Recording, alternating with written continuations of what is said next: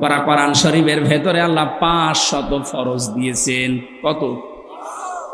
এ 500 ফরজের যদি একটাও আপনার না থাকে, যদি কম হয় এবং অবজ্ঞা এইটা আল্লাহ দেখে, তাহলে আপনার খবর আছে।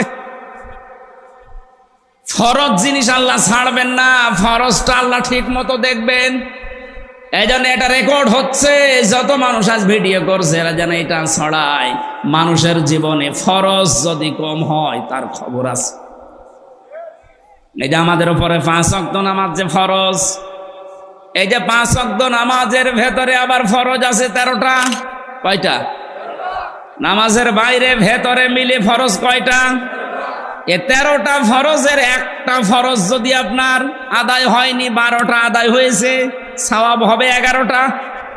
12টা 5টা কি হবে? কিচ্ছু হবে না, জিরো, শূন্য, কোনো দাম নেই। এখন যদি বলেন কেন, আমি তো 12টা আদায় করেছি, একটা না এদিক ওদিক হয়েছে, অন্তত কিছু না কিছু দিক। আপনার বিবেকে কি বলে আল্লাহ দেবে? এই জবাব দেওয়া লাগবে, দেবে। এইটা যেমন সহজে বুঝলেন যে ফরজ বাদ গেলে ওটার আর কোনো গুরুত্ব থাকে না, ওটা জিরো হয়ে যায়, শূন্য হয়ে যায়। আমাদের মানব জীবনে আল্লাহ ফরজ দিয়েছেন পুরা কোরআনে কয়শো? আরো জোরে আর একবার বলেন। 499টা আপনি মেনেছেন, বিশ্বাস করেছেন। একটা মানেন না, বিশ্বাসও করেন না, অবজ্ঞা করেন, আরো রাগ করেন। আপনার সওয়াব হবে 499টা, 5টা কিচ্ছু হবে না। এই জন্য আমাদের সাবধান হওয়া লাগবে যে মানুষের হক আদায় করা, এটা কি নফল না ফরজ? এই 15 বছর হক আদায় হচ্ছে। আমার যে হক ছিল একটা টিপ দেওয়া, সেইটাও দিতে পারি নাই। এটা মানুষের হক আপনি নষ্ট করলেন। আর এই কথাগুলো কোরআন দিয়ে হাদিস দিয়ে বলতে গেলে আপনার শত্রু হয়ে যায় আমি। আরে ভাই, আমি আপনাকে বাঁচাতে চাই। এখন যদি বলেন ভোট ভয় কাট্ট, কোথায় পেলেন? কোথায় পেলেন মানে সূরা নিসা 5 নাম্বার পারার 6 নাম্বার পৃষ্ঠা 4-5 নাম্বার লাইনের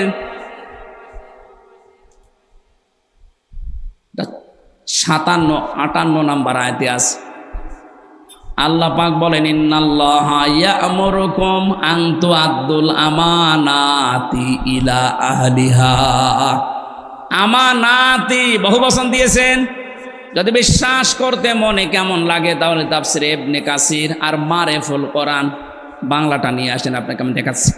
ওখানে ভয়কাট্ট লেখা আছে আমানতের ব্যাখ্যায়। ওনার চাইতে আল্লামা শফি, মুফতি শফি আপনার চাইতে কোরআন কম বোঝে, তাই ভোট লিখেছে নাকি? কথা বলেন। আর যে উল্টিয়ে দেন, কোথায় পেলেন ভোট, কোথায় পেলেন রায়? তাহলে আয়াতকে আল্লাহ খেলা করার জন্য দিল। নামাজের প্রথম শিক্ষায় যখন আপনি নিতে পারেন যে 13টা ফরজের 12টা আদায় হলে, একটা আদায় না হলে সব শেষ, জিরো হবে। এই যে ভোট, রায়, সমর্থন, এটাও তো একটা ফরজ, কোরআনে কারিমের নির্ধারিত ফরজের ভেতরে একটা। এটা আজ আপনি আদায় না করতে দিয়ে হাজার হাজার লক্ষ লক্ষ মানুষকে আপনি বঞ্চিত করলেন, আপনি কি জবাব দেবেন? আমার তো ভয় হচ্ছে। ও ভাই, আমির হামজা শুধু আপনার এই দলের লোক না। কোরআন শরীফ যেমন প্রত্যেকের জন্যে, আমির হামজা সবার জন্যে। আমার নির্ধারিত কোনো দল এই দলের এজেন্ট না, কখনো না। আমি কোরআন প্রচার করতে আসলে আমি সবার। এজন্য বড় মায়া মহব্বত নিয়ে কথা বলছি। রাজবাড়িতে আসার সময় যদি আমি দেখি যে একটা বাচ্চা পানিতে পড়ে ডুবে মারা যাচ্ছে, তাকিয়ে দেখলাম যে এমন মানুষের বাচ্চা যে লোকটা আমার নামে মামলা দিয়েছিল, ওর জন্যে আমি 3 বছর জেল খাটলাম, বলবো ঠিক আছে মরে যায়, যাক, দরকার দোয়া করে দেব, হবে? আমার যদি ন্যূনতম বিবেক থাকে, আমার পোশাক আশাক ভিজে যায়, যাক, আমার গায়ে ময়লা লাগে, লাগুক, আগে ওই বাচ্চাটাকে বাঁচানো, এটা আমার ইমানের দাবি হবে। শত্রুর ছেলের সাথে যদি আপনি আচরণ করতে পারেন, আপনি তো আমার শত্রু না, আপনাকে আমি জাহান্নাম থেকে বাঁচাতে, জান্নাতের পথ দেখাতে এসেছি। সুতরাং এইরকম মন নিয়ে কথা শোনেন যে আপনি আসলে ভুল পথে আছেন, ভুল করে ফেলেছেন, আপনাকে বাঁচতে হবে। আল্লাহ পাক ফরজ বিষয়গুলো এই জন্য আমাদের সামনে দিচ্ছেন যেন ভুল হয়ে না যায়। ভালোভাবে বারবার খেয়াল কর। যেখানে বসে আছেন এইটার আসল ফরজ বা গুরুত্বপূর্ণ জিনিস এই সামিয়ানার খুঁটি। সামিয়ানার খুঁটি না থাকলে এটাকে কেউ প্যান্ডেলই বলবে না, মঞ্চ স্টেজ বলবে। এখানে আরো জিনিস আছে, এই যে ফুলগুলো, লাইট, এই যে ক্যামেরা, এই যে সাউন্ড বক্স, এই যে চার কাপ, এই মাইক, এগুলো না থাকলে এটা স্টেজ বলবে না। বলেন না কেন? এটা যেমন সহজে বুঝলেন যে এগুলো না থাকলে এটা স্টেজ, খালি খুঁটি আর সামিয়ানা থাকলেই। আপনার জীবনে আসল ফরজ যেগুলো আল্লাহ কোরআনে দিলেন কত বললাম? বলেন বলেন। এর বাইরে আরো এরকম এই ফুল, লাইট, ক্যামেরা এগুলো আছে, যেগুলো নফল, মোস্তাহাব, সুন্নাত, মুবাহ এগুলো বলা হয়। ওইগুলো আপনি জনমের মতো করেছেন, কিন্তু ফরজ বাদ, সব বাদ না। হয়তো 499টা করেছেন, একটা করেননি, আরো মানেন উনি, কেউ বলতে গেলে আপনি তারে ছেলে দিয়েছেন। তাহলে বলেন আপনার সওয়াব কি হবে? আপনি নিজেই বলেন। এখন যদি বলেন কই আমি হজ করেছি, আপনার হজ বাদ। নামাজ পড়েছি 6 ওয়াক্ত তাহাজ্জুদ মিলে, সব বাদ। এটা যদি না বুঝে থাকেন আমি আবার রিপিট করব বলেন। আর যদি বোঝার পরে না বোঝার ভান করে থাকেন, এদিকে আসেন, আসেন, এটা ক্লিয়ার কিনা বলেন। এই যে মাওয়াজিন শব্দটা কোরআনে আল্লাহ দিয়েছেন, ফাআম্মা মান সাকুলাত মাওয়াজিনুহু ফাহুয়া ফি ঈশাতির রাদিয়া। এই শব্দগুলোর বিশ্লেষণ আছে। ওজন দেওয়ার জন্য আমরা যেটা জানি যে ওজন, অনেকেই মনে করে মিজান, মিজান মানে ওজন দেওয়া না, মিজান মানে মানদণ্ড। মিজান মানে কি? আমি মালয়েশিয়া কিছুদিন আগে গিয়েছিলাম, মিজানুর রহমান আজহারি, ওনারেও জিজ্ঞাসা করেছিলাম যে মিজান মানে অনেকে আমাদের দেশে মনে করে দাড়ি পাল্লা, আপনি কি বলছেন? না, মিজান মানে দাড়ি পাল্লা না, মিজান মানে মানদণ্ড। পৃথিবীর প্রতিটি জিনিস পরিমাপ করার জন্য, মাপ দেওয়ার জন্য একটা আলাদা আলাদা যন্ত্র আছে না নেই? এখন যদি বলে স্টেজটা একটু মাপ দিয়ে দেন তো, এটা দাড়ি পাল্লায় তুলে দেবেন? কি দিয়ে মাপবেন? ফিতা দিয়ে। কি দিয়ে? এই যে পানি এর ভেতরে যদি বলি এইটা মেপে দেন তো, ফিতা দিয়ে মাপবেন? কেজি দিয়ে, লিটার দিয়ে? এই কথা বলেন না কেন? চাউল যদি নিয়ে এসে দিয়ে যে চাউল মেপে দেন, ফিতা দিয়ে মাপবেন? কি দিয়ে? প্রতিটি জিনিস পরিমাপ করার আলাদা আলাদা আলাদা যন্ত্র আছে, আর প্রতিটি যন্ত্রের নাম এক না আলাদা? এটা বুঝেছেন? কিয়ামতের ময়দানে যে আল্লাহ আপনাকে মাপবে মিজানের পাল্লায়, কি মাপবে? আমল। এটা জানেন তো যে আমল মাপ দেবে? মিজানের পাল্লায় কি মাপা হয়? আমল। বলেন বলেন, আরো জোরে বলেন। আমল মানে কাজ, আমল মানে। এখানে আসলে বিভিন্ন রকমের শ্রোতা, তো এই জন্য বোঝানো সমস্যা হয়ে যায়। এইরকম মানের শ্রোতা হলে একবারে বুঝে ফেলত। এই একবারে জবাব দেন তো আপনারা, আমল মানে বাংলায় কি? কাজ। কি মাপে? ফিতা দিয়ে।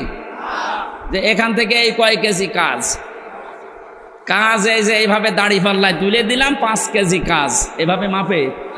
কি এতদিন কি পড়িয়েছেন আর কি বুঝেছেন বলেন? যে মিজানের পাল্লা সে জন্মের পর থেকে নাম শুনছি, মিজানের পাল্লায় মাপ দেওয়া হবে মানুষের কি? আমল। বলেন, আমল মানে কাজ। তো আমরা জানি যে দাড়ি পাল্লা দিয়ে মাপে না, কাজ মাপার একটা আলাদা জিনিস আছে। পানি যদি মাপতে হয় লিটার দিয়ে, এই স্টেজ মাপতে হয় ফিতা দিয়ে, তাহলে কাজ মাপতে হয় দাড়ি পাল্লা দিয়ে। কি দিয়ে? মানদণ্ড দিয়ে। কি দিয়ে? ওইটার বাংলা নাম আমরা জানি, যখন মাপ দেয়। কাজ মাপতে হলে একটা ওজনের যন্ত্র আছে, সেটা হচ্ছে গুরুত্বের ভিত্তিতে কাজ মাপা হয়। এটা না বুঝলে আবার প্রশ্ন করে। কাজ মাপতে হলে কি দিয়ে মাপে? গুরুত্ব দিয়ে। কি দিয়ে? না, আমার মনে হয় এখনো বোঝেন। কাজ মাপে কি দিয়ে? এ পর্যন্ত যদি ক্লিয়ার না হন আমি আয়াতে যাব না। সকালবেলা আপনি এবার গেবত করেন, হ্যাঁ কি বললো কিছু বুঝলাম না, আমার দরকার নেই এরকম ওয়াজ করা। আপনি বুঝেছেন কিনা বলেন যে কাজ মাপতে হয় লিটার দিয়ে, ফিতা দিয়ে, সিসি দিয়ে, দাড়ি পাল্লায়? কি দিয়ে? গুরুত্ব দিয়ে। গুরুত্ব কি বলেন বলেন? এখন গুরুত্বের ভিত্তিতে কি?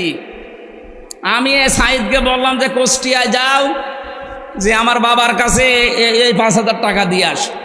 ও প্রতিমধ্যে যে দেখে মার্বেল খেলা হচ্ছে, ওই টাকা দিয়ে মার্বেল খেলে টাকা সব শেষ, ওখানে যায়নি, টাকাও দেয়নি। যদি পরবর্তীতে আব্বারে জিজ্ঞাসা করলাম এরকম একটা ছেলে পাঠিয়েছিলাম, বলে কে, তাহলে ওর প্রতি তো আমার ভালোবাসা মহব্বত আরো বেড়ে যাবে।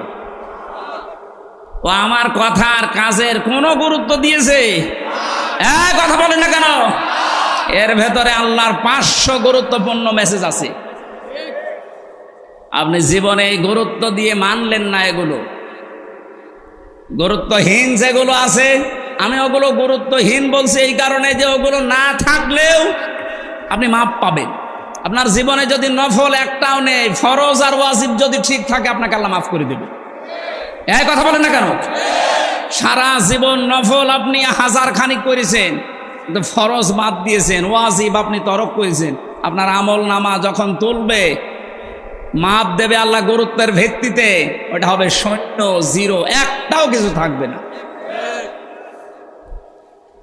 এজন্য আমাদের জীবনে ফরজ যেগুলো গুরুত্বপূর্ণ, একটাও যেন ছেড়ে না যায়। কার জন্য ছেড়ে দিচ্ছেন? যাকে খুশি করার জন্য, যাকে আনন্দে রাখার জন্য ফরজ ছেড়ে দেন। এই যে মানুষের ওপর ছেড়ে অবিচার করা, এটা হারাম কাজ। এটা কি কাজ? এই হারাম কাজ যাকে খুশি করার জন্য, যাকে শান্তিতে রাখার জন্য আপনি করলেন, তাদের কিন্তু সময় মতো জায়গা মতো পাবেন না। এই বিচারপতি মানিকের শুনলাম 900 বিঘার উপরে জমি। এটা বিচারপতি কয় টাকা বেতন পায়? সঠিকভাবে যদি বিচার করে ওই টাকা দিয়ে চলতে চায়, ও তো সংসারই ঢাকার বুকে থাকা ঠিক না। তার যদি 900 বিঘার উপরে জমি হয়, কত নম্বর লাইনে হাইটেছে লোকটা আপনি বলেন? কি হইল সেইগুলো? আল্লাহ রাব্বুল আলামিন আয়াতের পরবর্তীতে জানিয়েছেন, মা আগনা আন্নি মালিয়া হালাকা আন্নি সুলতানিয়া। তার মাল সম্পদ, তার এই যে চেয়ার ছিল একটা বিচারপতির, যত কিছু ছিল দুনিয়ায়, একটাও কোনো কাজে আসলো না, উপকার করতে পারে নাই। এমনকি তার যে ক্ষমতা ছিল রায় দেওয়ার, সেইটাও এখন আর কোনো কাজে নাই, নিজে এখন কাঠগড়ায়। যে লোকটা হাইকোর্টের বিচারপতি, সে লোকটা এখন ম্যাজিস্ট্রেটের কাছে 5 দিন 10 দিন রিমান্ড মঞ্জুর করাচ্ছে। উকিলরা বলছে এর 10 দিন রিমান্ড দেন। উনি ম্যাজিস্ট্রেট হয়ে একজন বিচারপতির রিমান্ড দিচ্ছে 10 দিন।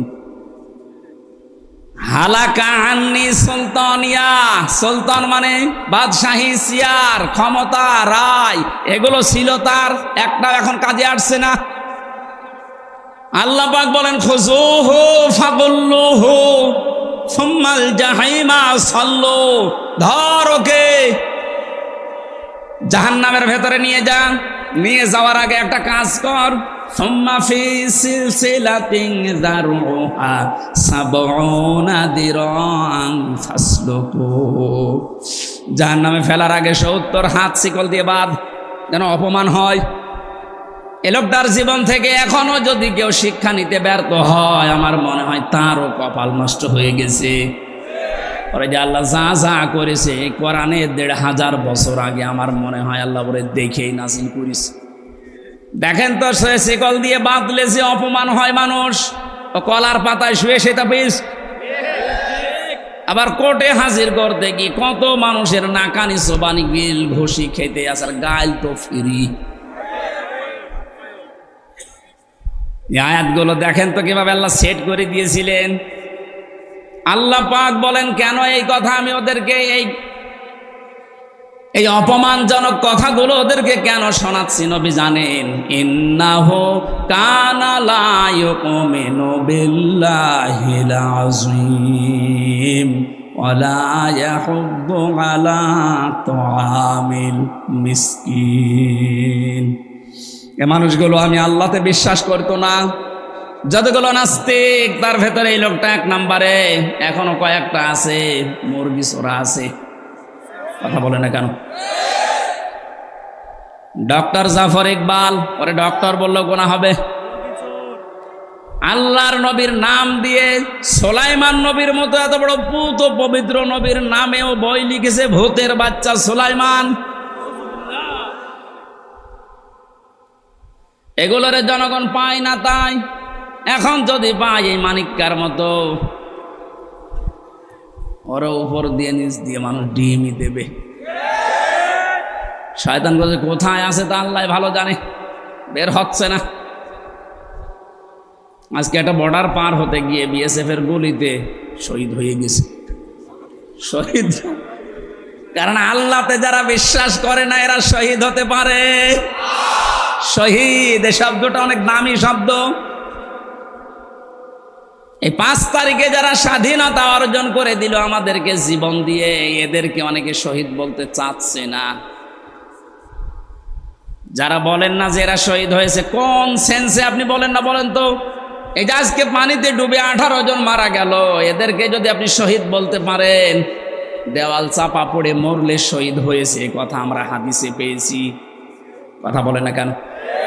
তাহলে জালেমের জুলুমের সামনে যারা জীবন দিয়ে দিল, নিজের বুকের তাজা রক্ত দিয়ে চলে গেল, আপনি তাদের শহীদই বলতে রাজি না। এরকম একটা মুক্ত পরিবেশ তৈরি করার জন্য যে মানুষগুলো জীবন দিল, গ্যারান্টি দিয়ে বলছে ওরা 100% শহীদ। শহীদদের ব্যাপারে কোনো কথা বলবেন না। ওয়ালা তাকুলু লিমান ইউকতালু ফি সাবিলিল্লাহি আমওয়াত বাল আহইয়াউ ওয়ালাকিন লা তাশউরুন। আল্লাহ পাক বলেন, হে নবী, যারা আমি আল্লাহর জন্য জীবন দিয়েছে এই মানুষগুলোকে মরে গেছে কথা বলবেন না। আপনার মুখের উপরে নোটিশ জারি করলাম, শুধু আপনি না, ওয়ালা তাকুলু বহু বছর কেউ বলবি না এই কথা যে শহীদরা মরে গেছে, ওরা জীবিত। ওরা কি? আরো জোরে বলেন। কিন্তু তোমরা টের পাও না। তাই মানুষ যেহেতু কথা মুখ দিয়ে বলে, এই জন্য আল্লাহ মুখের ওপর আগে নোটিশ দিলেন। এরপরে আর একটা জায়গা আছে মানুষের অন্তর, এটা নিয়ে ধারণা করতে পারে যে না, মনে হয় শহীদ হয়নি। এ কথা মনে ধারণা মানবেন না। ওয়ালা তাহসাবান্নাল্লাযীনা কুতিলু ফি সাবিলিল্লাহি আমওয়াতা বাল আহইয়াউন ইনদা রাব্বিহিম ইয়ারযাকুন। আল্লাহ পাক বলেন, ধারণাও করবি না মনে মনে যে ওরা মারা গেছে, ওরা জীবিত এবং আমি আল্লাহর কাছে ওরা খাবার পায়, রিজিক পাচ্ছে। সুবহানাল্লাহ বলেন।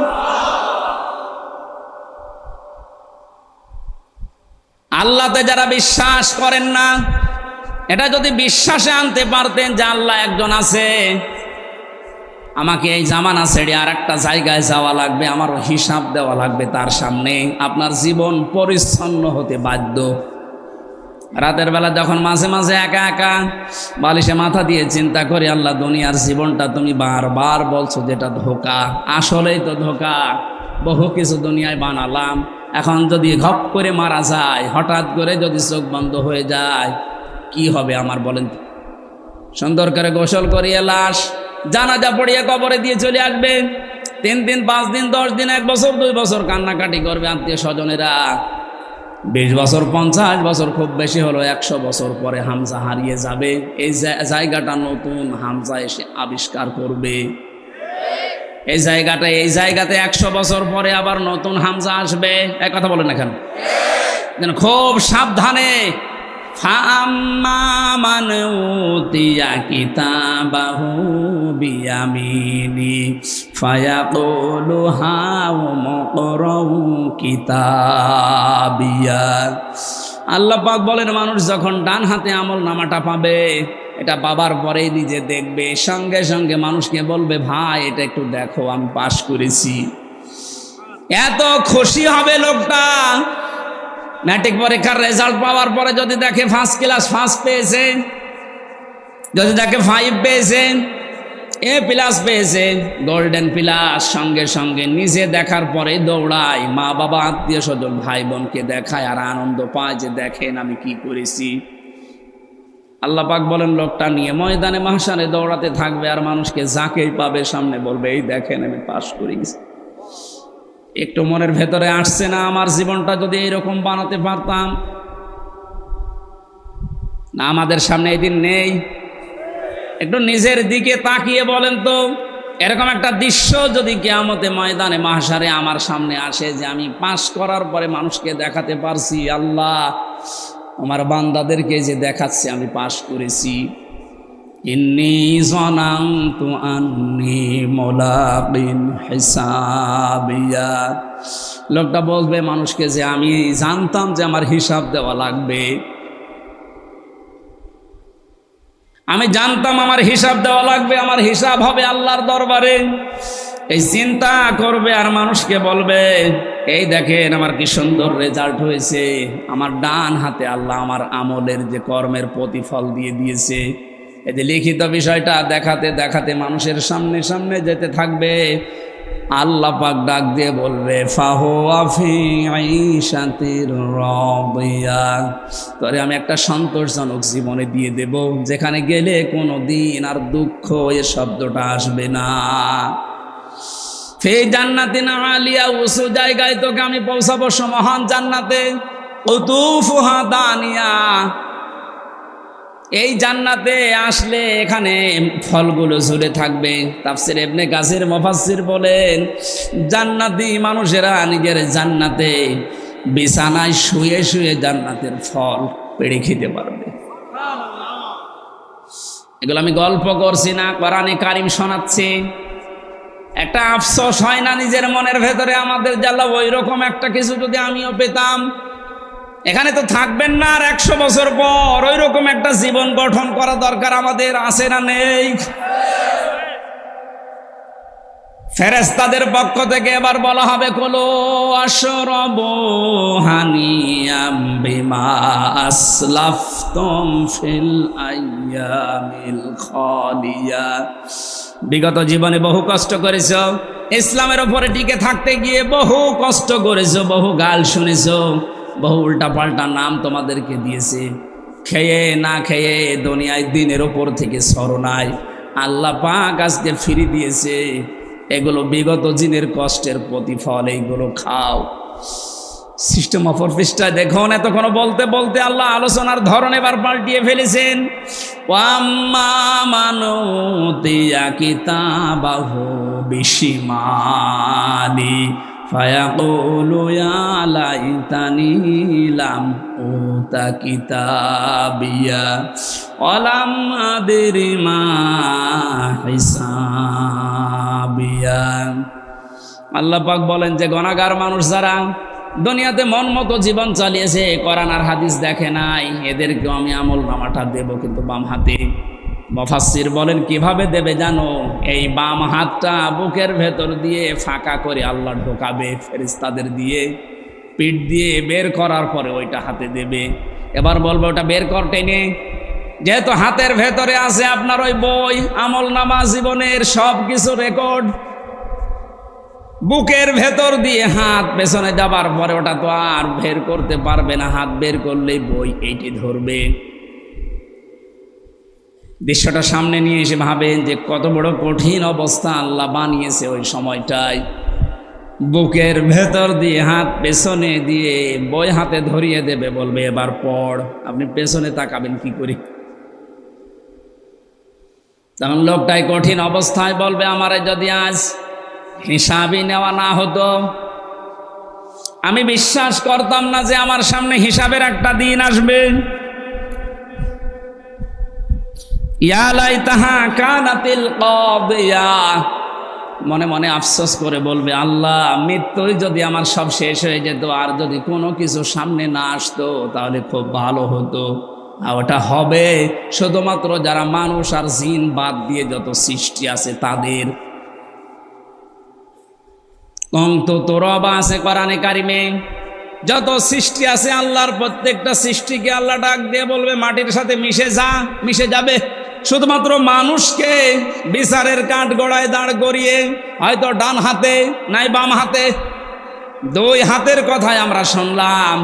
আল্লাহ রাব্বুল আলামিন আমাদেরকে যেন ডান হাতে এমন কিছু দেন যার কাজকর্ম দুনিয়ায় করার তৌফিক পায়। ওই লোকটার জীবন সফল। ফামান যুহজিহা আনিন নার ওয়া উদখিলাল জান্নাতা ফাকাদ ফাজ। আল্লাহ পাক বলেন ওই লোকটার জীবন সফল, যাকে আল্লাহ জাহান্নাম থেকে মুক্ত করে জান্নাতি বলে ঘোষণা দিয়ে ডান হাতে আমলনামাটা ধরিয়ে দেবে। ওই দিন যেহেতু সামনে আমারও আছে, আপনারও আছে, প্রত্যেকে এই মুহূর্ত থেকে ওটা যেন আমি পড়তে পারি, মানুষের সামনে পড়লে যেন অপমান আমি বোধ না করি, এরকম একটা জীবন গঠন করার তৌফিক কামনা করছি। সবাই ফিরে আসেন আল্লাহর দিকে। সম্মানিত মা বোনেরা, আপনাদের দায়িত্ব যেটা পরিবারে, সমাজে, রাষ্ট্রে, দায়িত্বগুলো পালন করে এমন এমন কিছু ওই কিতাবে দুনিয়াতেই লিখে রেখে যান, কিয়ামতে যেন পড়লে আপনি নিজে গর্ববোধ মনে করেন, আল্লাহ আমি সহ যারাই এসেছি আমাদের জীবন তুমি এই রকম তৈরি করে দাও, বলেন আমিন। জেলখানাতে সবচাইতে বেশি মামলার আসামি দেখেছিলাম পারিবারিক জীবনের সমস্যায়। 100 জনের প্রায় 70 জন তো হবেই, হয়তো বউ মেরে ফেলেছে, নাই আদা মারা করে ফেলেছে, নাই যৌতুক চেয়েছে। এই যে পারিবারিক জীবনে যে ঝামেলাগুলো, গন্ডগোলগুলো মানুষের, এখন যিনি জল্লাদের দায়িত্বে আছে ঢাকায়, বিশেষ করে কাশিমপুরে যে ফাঁসি দেয়, আগে তো শাহজাহান জল্লাদ ছিল, এখন ইলিয়াস চট্টগ্রামে বাড়ি। লোকটা 17 বছর ছিল সৌদি আরবে। বিয়ে করার পরে মায়ের সাথে আর বউর সাথে কোনো মিল নেই। মাকে আর বোনকে কিছু দিলেই বউ গরম দেয়, কান্নাকাটি করে চোখের পানি ফেলে দিয়ে বউটা বলছিল, এখন সে বউটাই এই কথা কাটাকাটি করতে গিয়ে মেরে ফেলিস।